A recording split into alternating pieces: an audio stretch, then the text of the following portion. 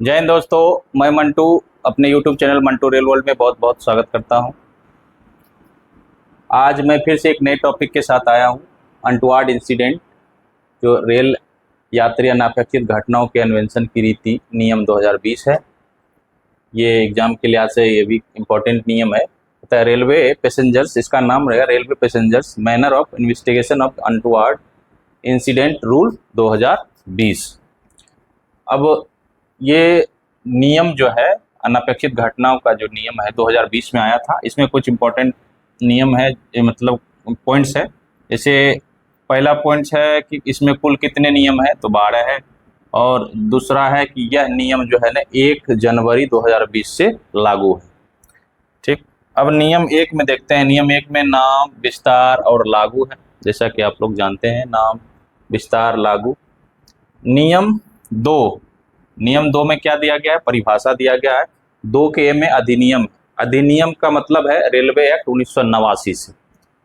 ठीक, और 2 के बी में दावा अधिकरण। ये इंपॉर्टेंट परिभाषा है, इसका ध्यान रखिएगा। दावा अधिकरण, दावा अधिकरण से मतलब है रेलवे दावा अधिकरण अधिनियम 1987 से। अब आता है 2 के आई, समीक्षा रिपोर्ट। समीक्षा रिपोर्ट से मतलब है कि पुलिस द्वारा तैयार की गई रिपोर्ट जिसमें घटना का विवरण शामिल है। समीक्षा रिपोर्ट जो है पुलिस द्वारा तैयार की गई रिपोर्ट जिसमें घटना का विवरण शामिल है। जो पुलिस तैयार करती है जिसमें घटना का विवरण शामिल होता है, वो होता है आपका समीक्षा रिपोर्ट। और 2 के जे में कहता है जमा तलाशी। तो जमा तलाशी कहता है अप्रिय घटना से प्रभावित व्यक्ति के, जो अप्रिय घटना से प्रभावित व्यक्ति के किसी भी सामान की बरामदगी के बारे में रिपोर्ट जिससे संबंधित है। के कहता है 2 के तो बल के अधिकारी। तो बल के अधिकारी मतलब कि जो आरपीयूपी एक्ट 1966 की धारा 2 के सी में दिया गया जिसके बारे में, और रेलवे एक्ट 1989 की धारा 2 के 26 के ए में दिया गया है। ठीक, जैसा कि आप जानते हैं कि एएसआई से ऊपर हो गया बल के अधिकारी, तो वो ध्यान रखिएगा। 2 के एल में कहता है पुलिस। पुलिस से इंपॉर्टेंट एक परिभाषा अनपेक्षित घटना 2 के एन में है। 2 के एन में अनपेक्षित घटना, इसका मतलब है रेलवे एक्ट की 1989 की धारा 123 के सी के अंतर्गत जो आता है वो आपका अनपेक्षित घटना के अंतर्गत। अब नियम 3 में कहता है कि अनपेक्षित घटना के बारे में रिपोर्ट। अनपेक्षित घटना के बारे में रिपोर्ट मतलब है कि कौन कर सकता है। अगर कोई ऐसा घटना हुआ है तो उसके बारे में रिपोर्ट कौन कर सकता है, ये समझिए सीधा। कहता है कोई रेल सेवक जिसके अंतर्गत, कोई भी रेल सेवक है जिसके अंतर्गत, जैसे में आरपीएफ है, गार्ड है, चालक है, और भी हो सकता है कोई भी रेल सेवक, अनपेक्षित घटना की जानकारी मिलने पर, अगर उसको जानकारी मिलता है तो निकटतम जो भी होगा स्टेशन मास्टर या स्टेशन अधीक्षक, एसएस या एसएम को तत्काल घटना की रिपोर्ट करेगा। अब नियम 4 को देखते हैं। नियम 4 कहता है स्टेशन अधीक्षक, गार्ड, संवाहक जो कि चालक, गाड़ी का टिकट परीक्षक टीटी के कर्तव्य क्या होगा। तो नियम 4 के उपनियम 1 में कहता है कि यदि कोई स्टेशन पर अनपेक्षित घटना घटती है तो संबंध स्टेशन अधीक्षक, जो संबंधित स्टेशन अधीक्षक है, आहत यात्री की चिकित्सीय सहायता का तत्काल इंतजाम करेगा। जो आहत यात्री हुआ है, घायल यात्री हुआ है, उसका जो है ना तत्काल क्या करेगा, चिकित्सीय सहायता का तत्काल इंतजाम करेगा। और ऐसी घटना की रिपोर्ट घटित होने के 24 घंटे के भीतर प्रारूप 1 मतलब फॉर्म 1 में प्रभागीय सुरक्षा आयुक्त को देगा। प्रभागीय सुरक्षा मतलब मंडल सुरक्षा आयुक्त या आप प्रभागीय सुरक्षा आयुक्त कहिए, दोनों एक ही चीज है, कंफ्यूज मत होइएगा। अब 4 का उपनियम 2 देखते हैं। कहता है यदि स्टेशन के मध्य में कोई अनपेक्षित घटना घटती है तो, स्टेशन के मध्य में कोई अनपेक्षित घटना घटती है तो गाड़ी का गार्ड स्टेशन मास्टर को सूचित करेगा। एक कौन करेगा, उपनियम 2 में गार्ड जो है स्टेशन मास्टर को सूचित करेगा। 3 उपनियम 3 कहता है कि अगर कोई अनपेक्षित घटना में गार्ड आहत हो जाता है, घायल हो जाता है, तो गाड़ी का चालक जो है स्टेशन मास्टर या स्टेशन अधीक्षक को सूचित करेगा कितना घटना के बारे में। अगर गार्ड या आहत होता है तो चालक जो है क्या करेगा, स्टेशन अधीक्षक को घटना के बारे में सूचित करेगा।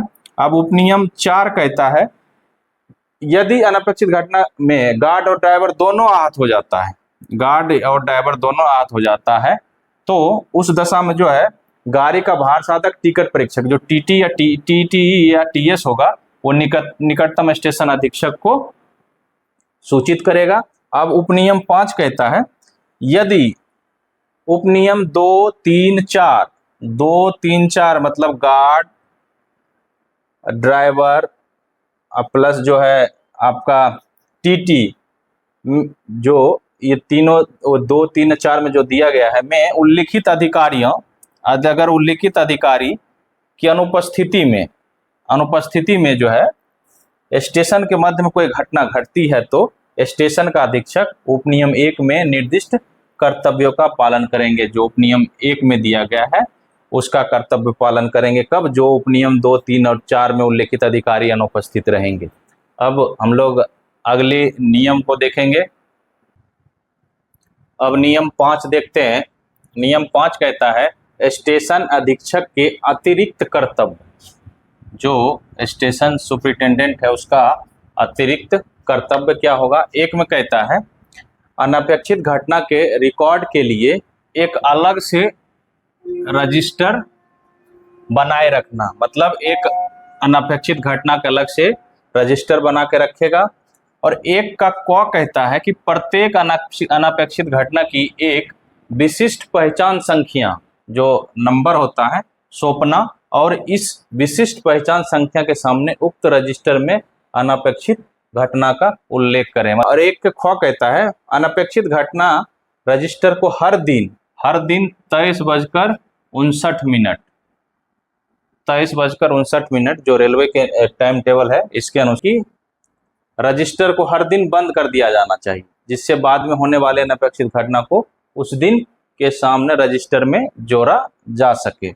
अब नियम 5 का 2 कहता है उपनियम कि अनपेक्षित घटना के मौके के बारे में एक संक्षिप्त रिपोर्ट करें और उसकी प्रतियां, अनपेक्षित घटना मौके के बारे में एक संक्षिप्त रिपोर्ट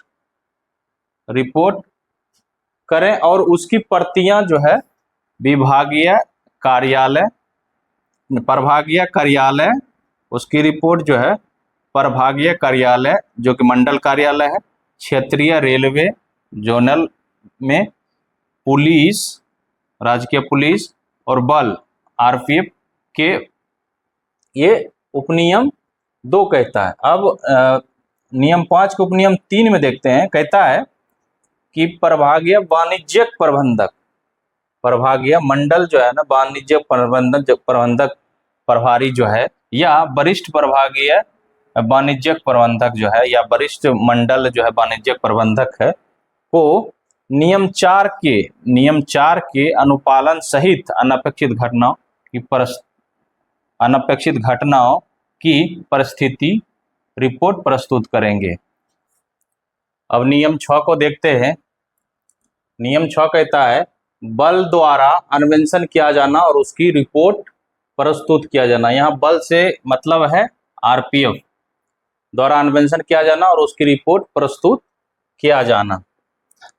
अब नियम 6 के 1 में देखते हैं। कहता है नियम 5 के तहत सूचना प्राप्त होने पर बल का एक अधिकारी जांच करेगा और 1 में देखते हैं क्या कहता है कि घटना का अन्वेषण करने वाली पुलिस से मृत्यु समीक्षा रिपोर्ट गौ सब परीक्षण रिपोर्ट और जमा तलाशी रिपोर्ट की प्रतियां अभिप्राप्त करेगा। किससे? पुलिस से करेगा। कौन? तो बल का अधिकारी। 1 का 1 कहता है। अब 1 का 2 में कहता है कि नियम 5 के खंड 2 के अधीन विनिर्दिष्ट रिपोर्ट की प्रति प्राप्त करेगा। फिर 1 का 3 कहता है कि अनपेक्षित घटना के बारे में प्रारूप 2, प्रारूप 1 वहां देखे थे हम लोग, फॉर्म 1 कौन भरता है, तो स्टेशन मास्टर। यहाँ फॉर्म 2 जो है ना कौन फिलअप करता भरता है, फॉर्म 2 आरपीएफ।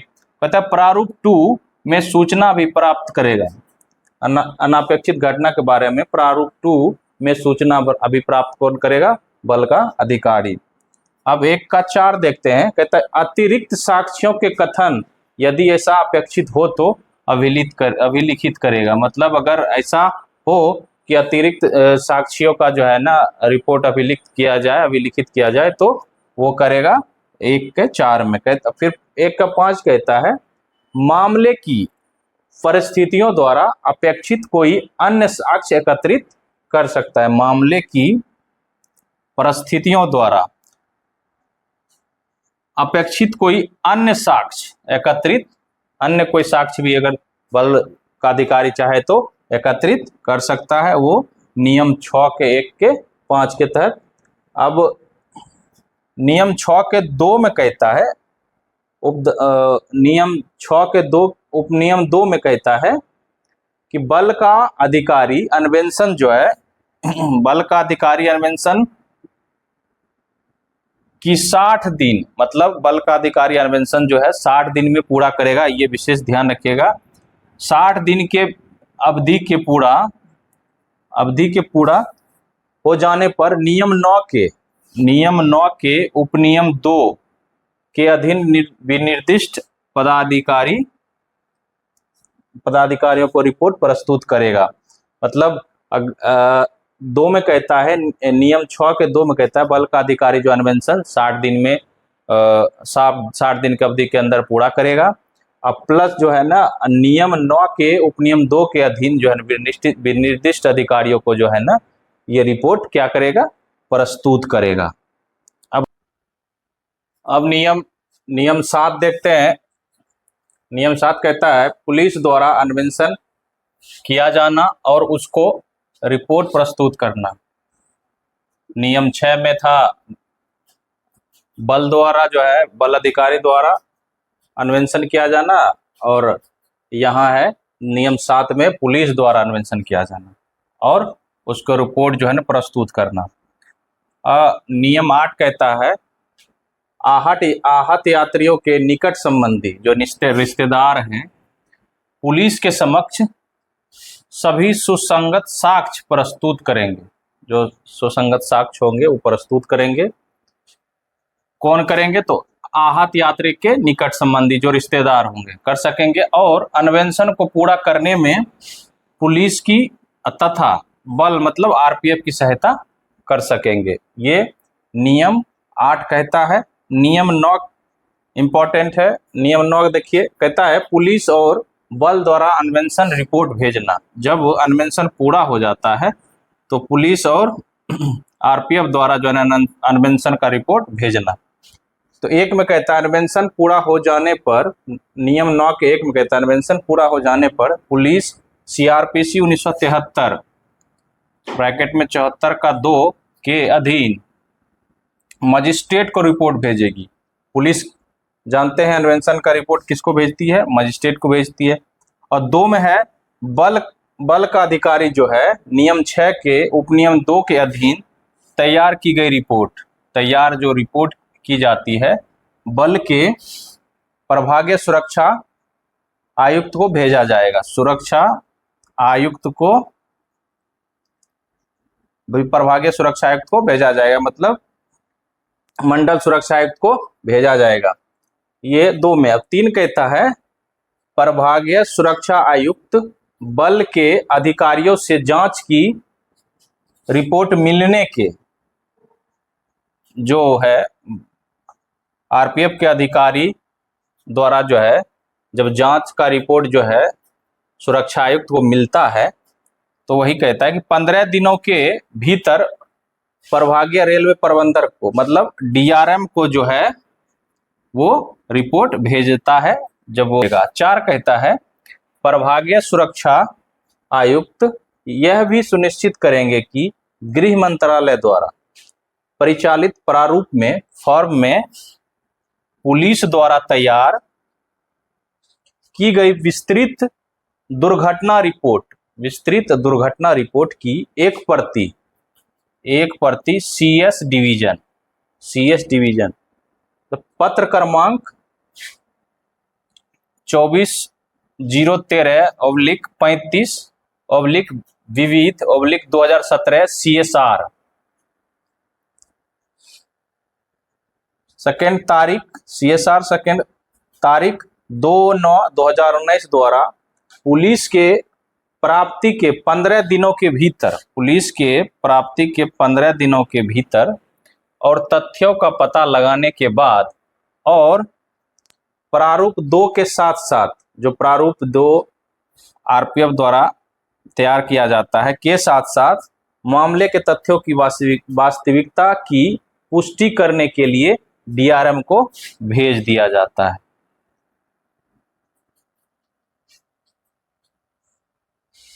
प्रारूप के साथ साथ मामले के तथ्यों की वास्तविकता की पुष्टि करने के लिए किसको भेजा जाता है? DRM को भेज दिया जाता है 15 दिनों के भीतर। अब नियम 10 देखते हैं। नियम 10 कहता है प्रभागीय रेल प्रबंधक मतलब DRM द्वारा रिपोर्ट पर कार्रवाई क्या होगा। कहता है 10 के उपनियम 1 में कि DRM को रिपोर्ट मिलने पर नियम 9 के उपनियम 3 में उल्लिखित 15 दिन के भीतर जांच करेगा। जब रिपोर्ट DRM महोदय को मिलेगा तो वो 15 दिन के अंदर जांच करेगा। अब उपनियम 2 कहता है DRM ऐसे मामले में प्रारूप 1 फॉर्म 1 और फॉर्म 2, जिसको फॉर्म 1 जो आपका स्टेशन मास्टर द्वारा भरा जाता है, फॉर्म 2 जो RPF के द्वारा भरा जाता है, वो कहता है दाखिल करने के नियमों में उल्लिखित समय अवधि का पालन नहीं किया गया है तो DRM संबंधित पदाधिकारियों से देरी के लिए स्पष्टीकरण मांगेगा। अगर फॉर्म 1 और फॉर्म 2 जो है ना भरने में देरी हुआ है, भेजने में देरी हुआ है, तो उसके लिए DRM क्या करेगा? संबंधित अधिकारियों को देरी के लिए स्पष्टीकरण मांगेगा। उपनियम 2 में उपनियम 3 कहता है जांच के पश्चात DRM को यह समाधान हो जाता है कि अन्वेषण पूरा हो गया है, तब वह उक्त रिपोर्ट स्वीकार करते हुए आदेश पारित करेगा।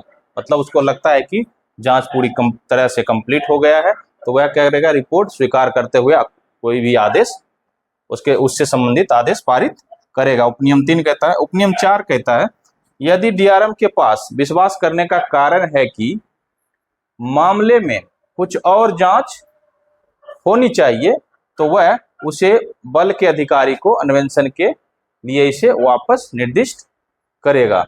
मतलब DRM महोदय को लगता है कि और भी कुछ जो है इससे इस मामले से संबंधित और भी जांच होनी चाहिए, जांच पूरी नहीं है, जांच आधा अधूरा है, तो वो क्या करेगा? बल के अधिकारी को फिर से ये वापस कर देगा कि पुनः आप जो है ना फिर से अन्वेषण इसका कीजिए। अब उपनियम 5 कहता है कि उपनियम 4 के अधीन किसी निर्देश का प्राप्त होने पर बल का अधिकारी मामले का और अन्वेषण करेगा तथा DRM को तत्काल रिपोर्ट प्रस्तुत करेगा। अब नियम 11 देखते हैं। 11 कहता है आदेश की संसूचना। नियम 11 है आदेश की संसूचना। और नियम 12 इंपॉर्टेंट है, कहता है दावा कार्यालय को रिपोर्ट भेजना। दावा कार्यालय को रिपोर्ट भेजना नियम 12 कहता है।